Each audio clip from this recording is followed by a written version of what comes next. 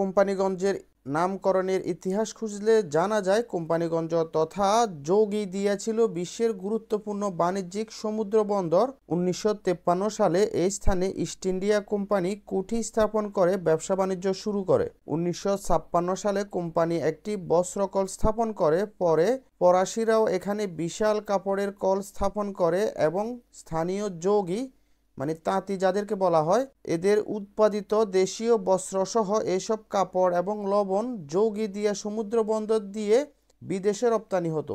East India কোম্পানির নাম অনুসারে পরবর্তীতে এই স্থানের নামকরণ করা হয় কোম্পানিগঞ্জ।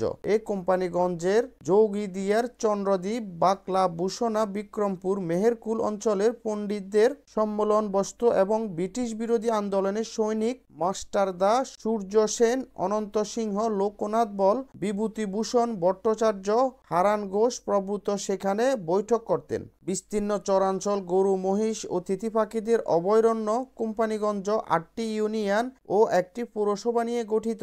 বিদেশি জাহাজে চাকরির সুবাদে কোম্পানিগঞ্জবাসীর বিশ্বের প্রায় সকল দেশে অবস্থান করে প্রচুর বৈদেশিক মুদ্রা এদেশে পাঠাচ্ছেন। তারই ফলপ্রসূ চরাঞ্চল কোম্পানিগঞ্জ আজ সমৃদ্ধ মফস্বল শহর। আপনারা অলরেডি দেখতেছেন আসলে বসুরহাট বাজারটি অনেক সুন্দর, অনেক বড়, যে আমি আজকের এক ভিডিওতে কিন্তু পুরো বাজারটি নিতে পারি নাই।